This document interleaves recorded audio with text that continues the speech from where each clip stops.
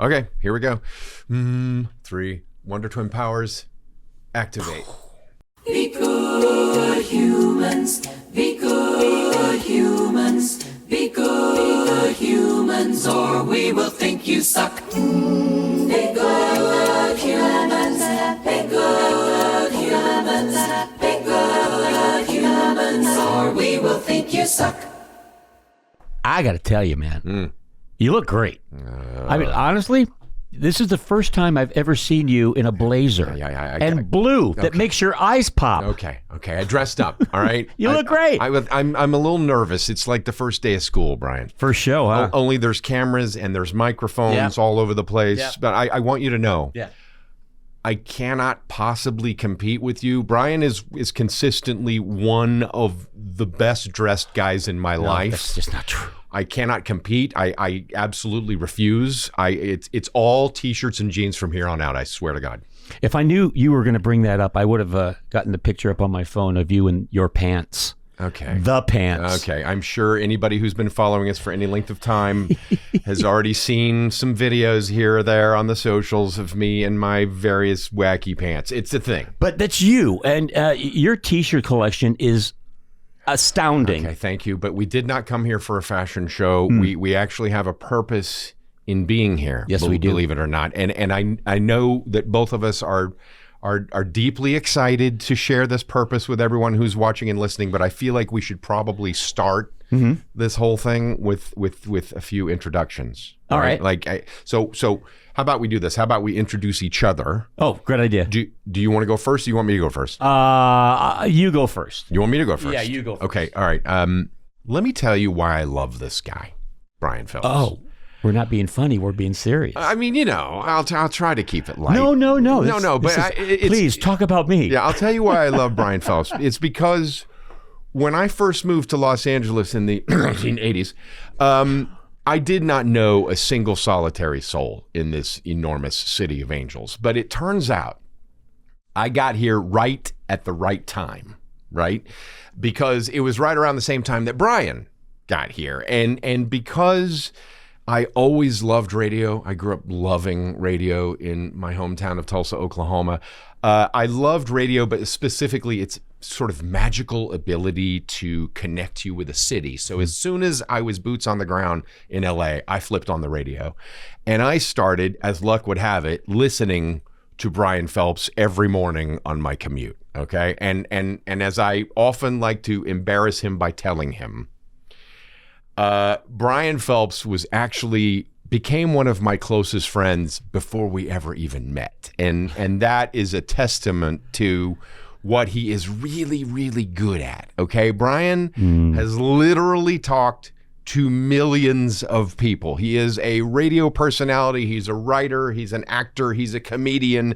He is a broadcasting legend who, for 25 years, was half of a beloved Los Angeles morning radio team known as Mark and Brian. They were nationally and globally syndicated. You had your own TV series. You got a star on the Hollywood Walk of Fame that's walking distance from where we sit right now. And he is a freshly inducted member of the Radio Hall of Fame. And just look at his hair. Look at it. Look at it. I can't even begin to compete. Anyway, extensions. Okay, fine. Yeah. Whatever it takes. These are the many reasons why I deeply love Brian Phelps, but also the many reasons why, in my book and by my definition personally, he is the epitome of what it means to be a good human. Wow. I should have went first. Yeah, top that. I mean, that's really amazing. Well, thank you. I will open your introductions by saying we met about 5.5 years ago, and immediately there is one of the greatest human beings ever. My dad always said, you don't get respect, you earn it. And immediately you earned my respect. By your heart, we connected immedigetting what we love, what we don't love, what makes us uncomfortable. And it was all kind of based in comedy, funny, getting to know each other. And you became a lifelong friend. So let me tell you about this lifelong friend of mine.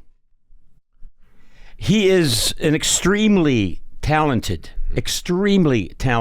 television writer and film writer. Just to name a few, if you don't mind. Please. Movies like I Still Know What You Did Last Summer. Shows like CSIU New York, Supernatural, Rush Hour, APB, Station 19, and one of my favorites, 911 Lone Star. Yeah. That's with Rob Lowe. Yeah, you watch a lot of that, do you? I haven't never seen. No, of course I have. Yeah, I figured it's. He's a professor, and I can only imagine the most popular professor at the University of Southern California. They don't pay me enough to be that popular. He is a highly sought after showrunner, and don't worry if you don't know what that is, because I didn't when I first met him. But I kind of think I figured it out. See, folks, a showrunner is you need one, because when the studios finish a show, they need someone to run the reels of tape over to the television stations. And so all you really need is a car and a driver's license.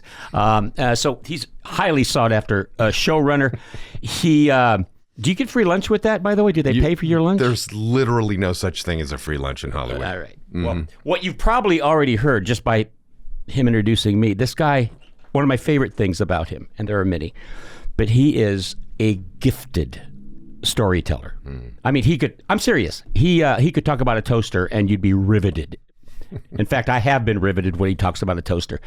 But so you know, throughout every episode, there's going to be a time, I'm promising you, where we're going back and forth, we're interviewing someone, and the camera might hit me after you're talking for a while, and it's like it's my turn to say something, and I will just realize I forget that I'm hosting or co-hosting. We're both hosts. I'm going to forget that. And I'm just listening to you talk so eloquently. He's a wonderful, wonderful storyteller. And as I said, we've been friends for a few years now. I was going to say, do you want me to tell the story of how we met? Oh, all right. That's great. Okay. That's great. All right. Leave out a few things, though. Okay. All right. So here's what I mean. We'll get a little personal here, okay? Because that's a part of this show. Yeah. So it was the holidays, and had a lot of personal upheaval in my life, and some real challenges that my family was having to face, and yet it was the holidays, right? So you're supposed to be feeling all festive, but I wasn't necessarily feeling super festive. And as is the case in Hollywood, there are a lot of, I mean, it's true everywhere, but in Hollywood, there are a lot of holiday parties around that time of year. So you get invited to a lot of these holiday parties. And that year, man, I got to tell you, I was not feeling it. I was not feeling the reason for the season. So I was avoiding most of these parties like the plague, but one of them I could not avoid. And this was because I actually had an active piece of development as a writer with Morgan Freeman's company, okay? And Morgan Freeman, the legendary actor, and his longtime producing partner invited me to this holiday party, which was also a celebration of, I think, like a decade of their time in the business. Yeah, it was huge. It was an incredible party. Right. So it was a big party, and it was going to be at this palatial, beautiful home literally on the beach in Malibu. And so I said to myself, all right, I got to go to this party, but I don't want to go. So here's my plan. I'm going to drive out to Malibu on the night of the party. I'm gonna maybe slip a little tip to the valet parker to keep my car right there. Yeah. And then I'm gonna get in and I'll make my way into the crowd. And then as soon as I see Morgan and his partner Lori, I'm just gonna say, hi, happy holidays, thank you for having me. Right. And then I'm gonna turn around and hit the door. Right. I arrive at the party. Can I say, I'm going to interject something please here. Do. Because we were in the exact same situation. Now, Lori, Morgan's partner, longtime partner, Lori McCreary is one of my closest friends. I adore her. And I, of course, get invited to this party because we're friends like every year. And I had a rough few days and I needed to fly out to get home to see my sister.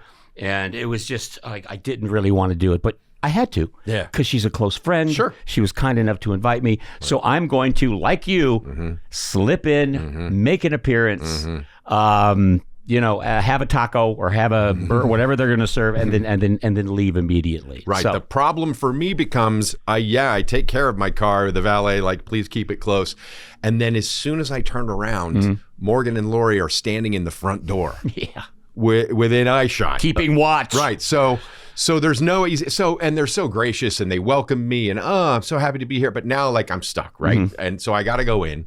I go in, and usually in a party, I'm sure, like you, like, I'm fine. Like, if I'll know people, and if I don't know people, by the time I leave, I will know people. Yeah. Like, I'm going to make friends. It'll be fine. But I'm telling you, on this night, man, I'm feeling blue. It's blue Christmas. I just am not. So I get in there. I start walking around. I recognize a few people, but I just can't. I can't make the conversation. So I get a drink and some snacks, and I start making a little loose loop around the party. And now let me interject that unlike you, I didn't know anyone except for Lori and Morgan. Okay. So that's another reason why as soon as I got there, I was like, I'm not going to be long for this party. I mean, so. you guys watching and listening, we've all been at parties like this, right? Where you're just like, Not that it wasn't great. I mean, it was wonderful, but just I didn't know anybody. Right. So I then, my orbit gets wider and wider until I do the most antisocial thing you can do. And I literally park myself away from everyone in the back corner shadows of this beautiful backyard. And I'm actively feeling sorry for myself. Right. And so as I'm feeling sorry for myself, I look out and here's the Pacific Ocean with all the twinkly lights. And I just want to smack myself. Like, what is your problem? Yeah. Right. And 1980s Trey starts smacking me around and starts saying, dude, if you had known when you first moved to Los Angeles and you were listening to Brian on the radio, like if somebody had told you then, hey, one day you're going to be at a fancy party with Morgan Freeman and a bunch of fancy Hollywood people, like you would have been out of your mind with excitement, That's right? true. Yeah. But I'm literally pep talking myself, and it's 1980s Trey who is doing this. And as I am actively pep talking myself, I hear some boots behind me. And I turn around just in time to see this guy in like the rock and roll duster, and he's just like perfect hair and the whole thing. And he's walking right to her, and I immediately know, oh my God, this is Brian Phelps. It's as if 1980s Trey has just conjured him from the air, and there he is. And he kind of, you just kind of gave me a little nod and a smile, and then you walk past, and then I see him doing the same kind of loop that I was doing. And then he goes to a table by himself and he's just having a drink. And then I just say, all right, this is ridiculous. And I walk over and I introduce myself to you, but I tell you everything I just told all of these good humans listening and watching us. I just open up and I tell him all the way up to I'm pep talking myself when you suddenly arrive. And at this point, he's telling me all this stuff, and it was like, this isn't your typical, hey man, love your show, or I sure like that character you did. And it was like, whoa, this guy.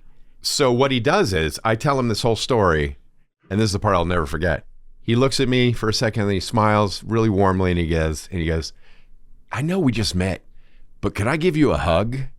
And he gives me a hug, which is all I really needed, honestly, in that moment. And then we just became fast friends and drinking buddies. And by the end of the night, I'm sure you remember, we were surrounded by people at this party. Yeah, if it were a film, a movie, or on television, the edit would be this, where like we're just chatting and getting to know each other and sharing stories, low key. Now, quick cut to us standing around the table with about 14 other people. So that's what it would be. And it is the very definition for me. It's the essence of what it means to be a good human, is just reading someone and seeing how they feel and caring about that person, even if you're just meeting them for the first time. It's that instinct to try and be your best self, right? And so from that point forward, we started talking about trying to do something together. I mean, we were tendering a friendship, as one does, but we were also like, we just felt drawn as as I guess as creative types or whatever, we were just like, let's make something together. It's that connection we had was like, yeah, this is pretty rare. I mean, finishing each other's sentences and laughing at the same things. We both like pina coladas. We both like. I don't like pina coladas. Oh, sorry, that was another relationship. He doesn't know me at all. So yeah, Trey would let's have lunch, and we'd go to our favorite restaurants, and we just kind of talk about avenues to take. What can we do with this? And kicking around different ideas. Nothing was super clicking, but we knew it was in there somewhere. And then it finally hit me, and it was like, it was so dumb. It was just obvious. It was in front of my face the whole time, because what I remembered from many years, and I listened to Brian for all of his 25 years on the air here in Los Angeles, and the one thing that was a constant was that he would sign off every episode of that show basically the same way, and it was with the same 3 words. He would encourage his listeners in LA and across the country, around the world, syndicated. He would say the same thing at the end of every show: be good humans. And I realized, this is what we need to do. This is what we need to be. We just need to try and be good. So I remember I go to you, I come to you and I say, hey, here's this idea. Yeah. This is the moment that he comes to me, and we're looking for maybe something to do together. And he goes, Brian, I had this idea. Now, at this point, I know Trey well enough, and I know his background. I know what he does. And so when a fella with, that kind of resume comes up to you that you really like, and he goes, Brian, I had this idea. Immediately, I'm just like, I'll do it. Whatever it is, we're going to give it a shot. But then he started pitching me this idea. And he goes, I think we should do a show called Be Good Humans. And he said a couple more things, and then I stopped him in the middle of it. And I said, Trey, let me just interject this. I love this idea, and I'm honored that you would want to do this, and that you had this idea. However, it's not for me to do a maudlin, saccharine kind of a show. I don't want to do a podcast about Touched by the Angel, or whatever. I just want. By the way, I'd watch that. But actually, but that's just not me. I wouldn't be very good at it. I'd have to be kind of me, which is just an idiot, And I said, good thing, because you are an idiot, and that won't be a problem. He actually did. It really won't be a problem. But I just wanted to be energetic and fun and funny and all that. And he goes, no. That's what I'm talking about. You be you, we'll be us. But also, we're going to celebrate being good humans and celebrate people that are good humans. That's exactly right. And so that is, in fact, what we are trying to do. What we are hoping to accomplish here, my friends, is in acknowledgement of the fact that the world is kind of a chaotic and complex place of late. I mean, probably historically, but it seems like particularly chaotic and a little bit dark of late. And so our goal here is to try and lighten things up, right? To try and lift people up a little bit. And we're going to do that by talking to people from all over the world, from all walks of life, who in some way, some fun way, quirky way, many times humorous way, but always a heartfelt way, they just try to make the world a better place. Now, I'll use a term that our producer, Grant, world-class producer, by the way, and you'll meet him throughout our time here. He's just a fantastic guy, as impressive as a resume as Trey. But he goes, you know what this should be? Because I kept kind of, when we're talking about it with him, I kept telling him, but we got to be funny. We want to be entertained. We want to be up. And he goes, yeah. That's exactly it. This show should entertain and hopefully inspire. So that's, and I wonder, is that possible? Can we do that? No, I think we're going to screw it up royally. So that's what we're trying to do. We're going to find out if it's possible. Here's what I would like to do now is let's go way back before we met, because I think it's important for you and I to sort of zero in on a definition. Did you hear that? Zero? That you can tell I'm from Oklahoma. Certain words, zero in. I've been told. What do other people say? Zero. Zero. But zero. I'm zero. Oh, I see. Yeah, I that's see. it. Yeah. We're going to zero in on some good humans in our lives. Yeah. Okay. Yeah. Here in this section. Yeah. Just because we want our viewers and our listeners to sort of be of a piece with where we're coming from, here, right? So let's talk about childhood good humans. Let's talk about like parents, siblings, extended family members. Okay? Well, of course. Tell me about some of yours. Of course, my parents come top of the list. No one comes near them. They were my best friends, and they were such unique people because they both worked very, very hard. Mom, 12 hours a day in a coat sewing factory. She sewed actual jackets, and Dad worked so very hard, 6 days a week, and they always made me feel wonderful. Always made me feel supporting whatever I do. Like when I decided to get into this business we call the industry, in show business, and go to acting school and go to directing school and start my improv group, it wasn't, he even said, it's not what I would do. I would maybe join the military and get out on a pension, and you'd be just great. But nonetheless, when I was playing in bands as well, he and Mom would sit in the front row every gig I had, every single gig. Even if I become a person that, or I do a thing that they really can't relate to, they are going to be supportive. They're all in. That is a good human to me. And they were such a great sense of humor, such a way of looking at life for small farm town, 2,000 people now, Cambridge, Illinois. For small farm town people, I showed them when I started skydiving. I showed them my tape, and I still remember. I was looking at this is a VHS tape, and I was looking at me skydiving on television. I wanted to show them. I was so proud. And Mom goes, I hear her behind me go, Bri, yeah, Mom, I want to do that. They're in their late 60s. They're in their, and Dad goes, yeah, I would too. So flew them out here, and they went skydiving. They really were in. They were all in. They were all in. And when they landed, Dad, I landed first, and I ran up and go, how'd you like it? And I've never heard him do this. Woo! I mean, that's just not in my father's DNA. I ran up to my mother. It's a tandem, so she's still connected to the guy. She lands, and I run up to my mom, and I go, Mom, what do you think? How'd you like it? She goes, Bri, don't talk to me right now. I can't feel my legs. But that's the kind of people they were. And I love that. So fortunate. How about you? Parents? Yes. Okay. So I'll speak with some specificity about each of them here. Okay. My mother, God rest her soul, my mother first taught me to read and write. Okay. So I'm not sitting here without that, obviously. Were you homeschooled? No. But by 3, she had me reading headlines for the newspaper, and then she taught me how to write. She was a very talented writer herself, and I modeled on her in a lot of different ways. My father is the person who first taught me how to sing. He's a brilliant musician in the Rockabilly Hall of Fame to this day. But he also taught me how to sell. He was a director and a producer of commercials. And so I learned a lot of really important lessons from him there.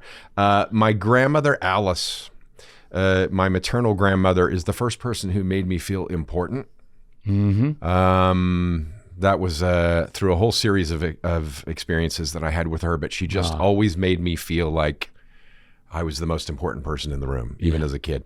My grandma Helen taught me the value of hard work. She's one of those classic Depression grandparents who had multiple brothers and sisters and worked, in the fields and worked her way up through life, and just a backbone of steel. So that was important. My sister Kendall, my original BFF.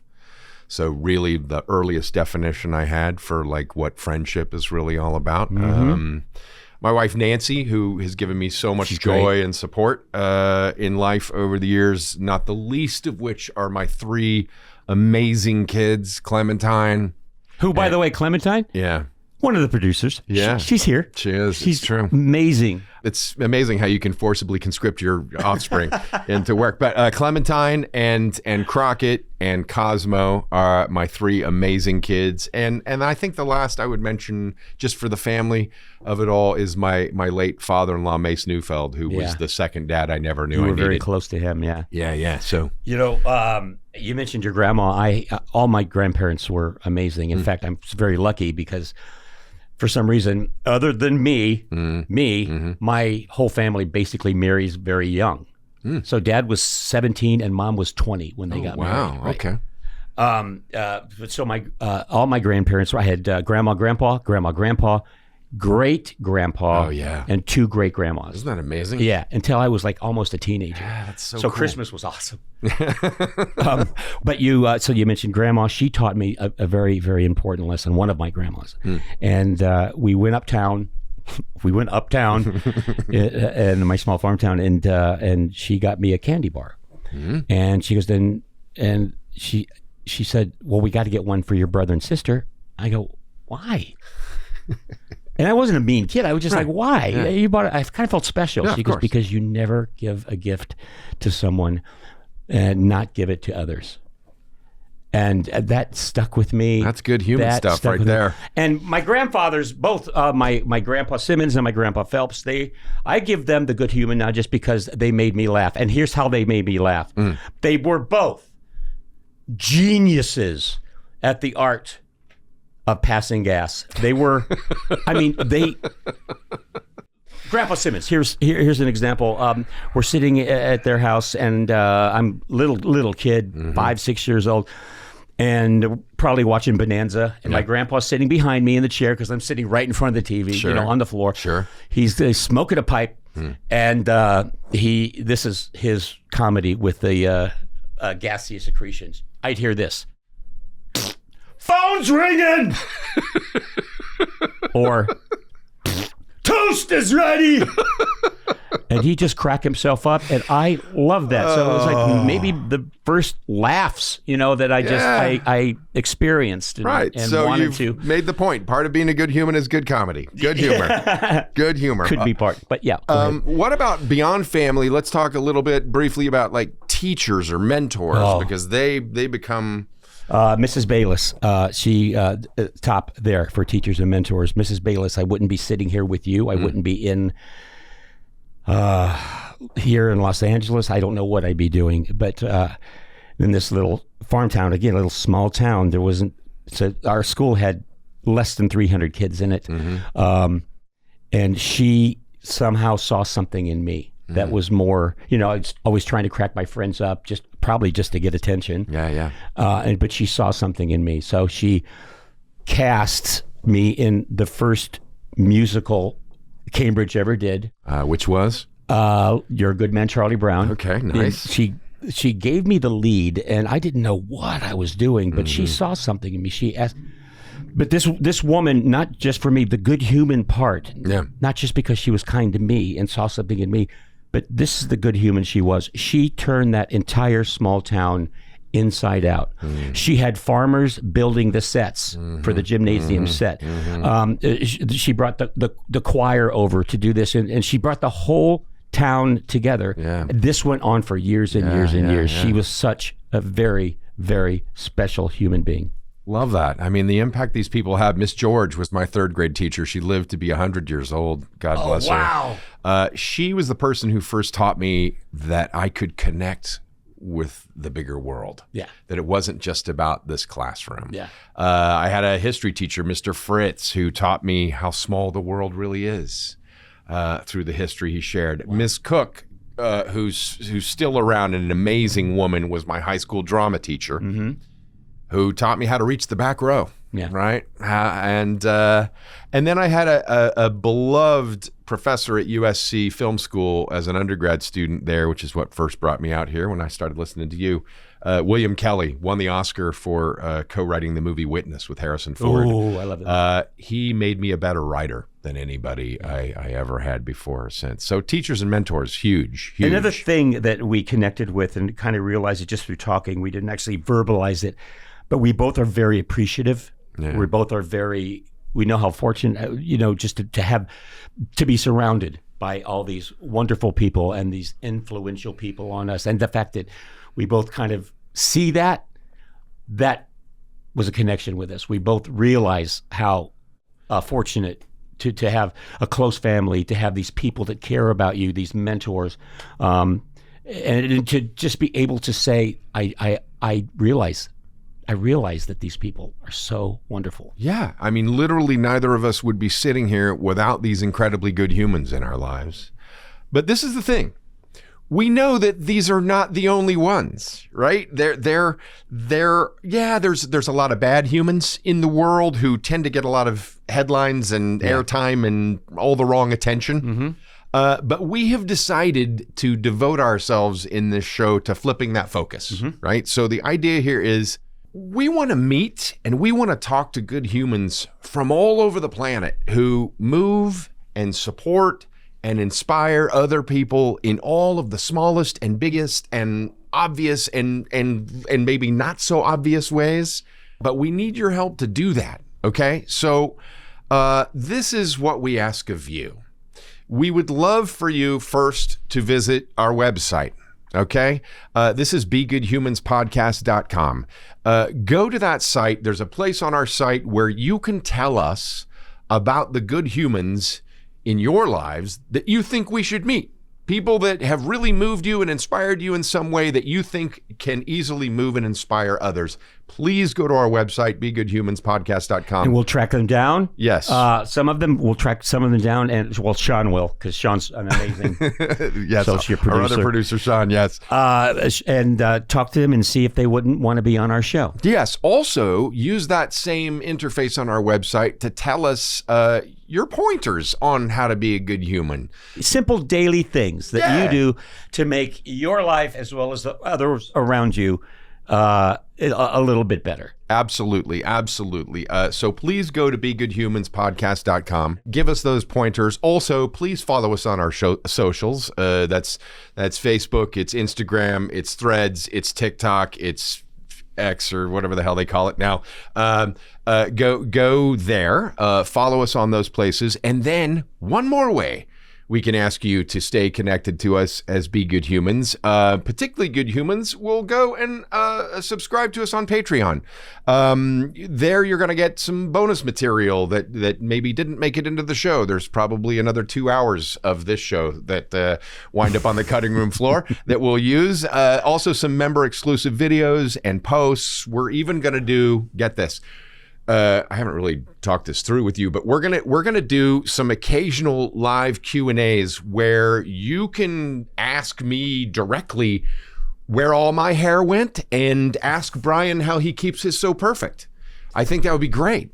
Some hair care just tips. Hair obsessed, aren't you, man? Well, listen, at a certain point, jeez. At a certain point, you gotta. Anyway, bottom line is, follow us on Patreon. You'll get some super cool exclusive access to special stuff that you can't get for free on the podcast or through our social media accounts. Let me just say, this is our first show, so Yes. this is sort of the introduce us and introduce what we want to do kind of a thing. But usually around this time, after we've had a lot of fun together, and you might sense when you get used to the show, you'll see, oh, they're leading somewhere, they're having a blast, and they are being funny, or they're leading it somewhere. So usually we would lead up to something and then introduce a guest. Again, it might be a celebrity, it might be in the studio, but more times than not, it's going to be someone that's done in another country, someone in the other side of America, someone who's done something remarkable, either globally in a huge way or just a small way. Like, it could be as small as a 9-year-old girl who we find out that she sells her lemonade stand money to buy her friend a coat. But we're going to have fun with these people. We're going to have joking around, and it's going to be up. It's going to be fun. It's going to be fun. However, we will not meet that 9-year-old girl with the lemonade stand. She went public, so we couldn't book her. But we did manage to book, and we'll tease it out a little bit. In our next episode, we will be very excited to talk with this huge star of the big and the small screen. This is the amazing actor Titus Welliver, who you probably know best from TV's Bosch series. Yeah. Oh, that's such a good series. But he's been in so many movies. A million shows and movies. But I don't know how he found time going to find time to do our show. Only because the Lemonade Girl dropped out. Yeah, but, good, yes. But there are things that you don't know about Titus Welliver that make him a particularly good human. I have an Indiana Jones made by a company called Toys McCoy, and that's kind of held value like a stock certificate. But with that whole, keep it in the box, I sort of did the thing like, well, I'll get one to put away, and then one to open up, and kind of. I had a room in my former house, which was sort of the cinema room, and I had a guy come in and install shelves. And it literally was, it was a nerd's paradise. Yeah. I don't even want to say nerd because that's such a own it proudly, wear it proudly. Yeah, pejorative. I go, well, if that's what a nerd is, then I am. Sign me up. I'm king nerd. So we're gonna talk with him and about those things that make him a good human. That's it. We can take turns, certainly, but I think definitely for this first show, if you would indulge me, just to bring things full circle, all of these years later, after I first moved to Los Angeles and turned on the radio and heard you encourage millions of people. I think you should take us out, Brian, with our You want to do it together? No, you're going to do this one. You're going to give our viewers and our listeners your 3 most sage words of wisdom. On one condition. What's that? You have to wear a tie for the rest of the time we do this show. Well, Every single episode, you have to wear a tuxedo. So much fun. Oh, no. Lederhosen and a tube top. I didn't see the show dying one episode in, but apparently we're done. Yes. Okay. Thanks for joining us on our first show. We will see you next week.